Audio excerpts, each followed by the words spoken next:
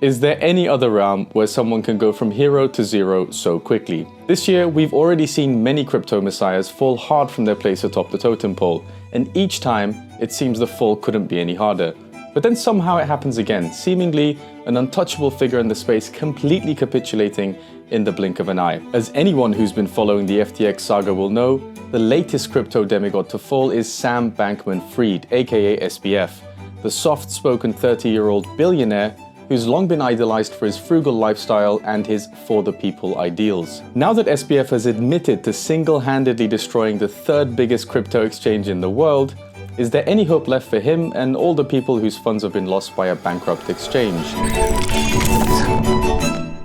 Thanks to Radix for sponsoring this video, more on them later. It already seemed embarrassing enough for SBF when it was announced that his arch-nemesis CZ of Binance was prepared to swoop in and save the day by acquiring the insolvent FTX exchange. Little did we know that things were about to get much worse for SBF after Binance took a look at the books and savagely pulled out of their proposed bailout, sending the crypto markets into complete freefall again. So Binance didn't save the day, and perhaps they never intended to. But in any case, CZ saw the collapse of the FTX bailout as an opportune moment to share some older brother wisdom in the form of two big lessons. 1. You should never use a token you created as collateral, and 2. You shouldn't borrow if you run a crypto business. Instead of using capital efficiently, exchanges must have large reserves. That brings us to today, where SBF, in a seemingly desperate attempt to calm the waters, tweeted, "I'm sorry, I fucked up, and I should have done better." Anyway, as the day has progressed, SBF's gone on to say a whole lot more that reveals how FTX got into this situation and how he intends to get FTX out of it. But before we get all into that, let's give the spotlight to today's sponsor who made this video possible. Radix has built the world's first full stack for Web3 that is designed to radically change DeFi for the better. From near unlimited scalability and unparalleled security to an asset-oriented smart contract language built for DeFi. Radix is on a mission to decentralize the 400 trillion financial system without the billion-dollar security hacks. Interested? Join RadFi 2022 on December 8th to learn more. Head to the description below this video to grab your free tickets now. Earlier today, SBF responded to some of the allegations that Alameda was aggressively shorting USDT in a Twitter thread of his own. And aside from admitting that he messed up and apologizing multiple times, there was an admission of short-sightedness around the possibility of a 5 billion withdrawal tsunami, just like the one we witnessed on Sunday. But it seems all Sam's tweets have done is muddy the waters even more. So all the hypocrisy certainly reminds us of Sam Bankman-Fried's recent calls for DeFi regulation, which many, including CZ, were wary of. That hypocrisy only fuels doubts about whether SBF's apology is actually genuine, or if it's just damage control to buy some more time. Perhaps it's a bit of both, but in any case, he seems to be borrowing a page out of Do Kwon's playbook. So on the one hand, we have a crypto messiah profusely apologizing for not being transparent enough and potentially mislabeling things after stating many a time that he's motivated by effective altruism, a philosophy known for doing the greatest amount of good for the greatest number of people. And on the other hand, we have the outraged masses and investors who have lost significant sums of money in the blink of an eye.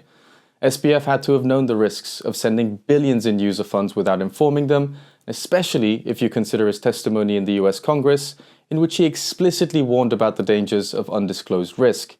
Last thing that I'll say is if you look at what precipitated some of the 2008 financial crisis, you saw a number of bilateral, bespoke, non-reported transactions happening between financial counterparties, which then got repackaged and re-leveraged again and again and again, such that no one knew how much risk was in that system until it all fell apart. If you compare that to what happens on FTX or other major cryptocurrency venues today, there's complete transparency about the full open interest. There's complete transparency about the positions that are held. There's a robust, consistent risk framework. So we have to conclude that the FTX collapse wasn't a result of mere mismanagement or even lack of oversight. It was gross negligence and hypocrisy. And to add to the disgust, how can SBF really claim to be remorseful when tweets like this show that he's treating it all like a game at the end of the day? I mean, the guy was literally playing League of Legends last night. Now, as far as a comeback's concerned, FTX are reportedly seeking a $9.4 billion bailout, and some Twitter users even reported that FTX had temporarily enabled withdrawals before suspending them again. So a comeback is extremely unlikely unless all the users are made whole and the investors are assured that the misuse of funds was just a mistake and not an intentional exploitation of the amount of power wielded by one man. There we say a crypto hero. One thing is for sure, we haven't heard the end of the story yet.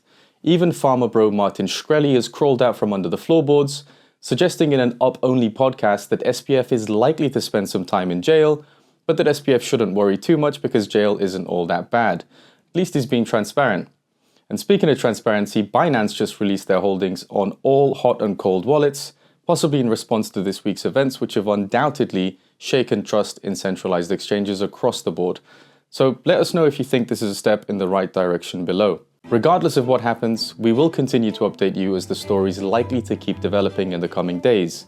In the meantime, our position remains the same. Don't idolize people, don't rely too much on centralized exchanges, and most of all, if they're not your keys, it's not your cheese. As ever, thank you for joining us in today's Defiant Daily. Be sure to tune in tomorrow for the weekly recap.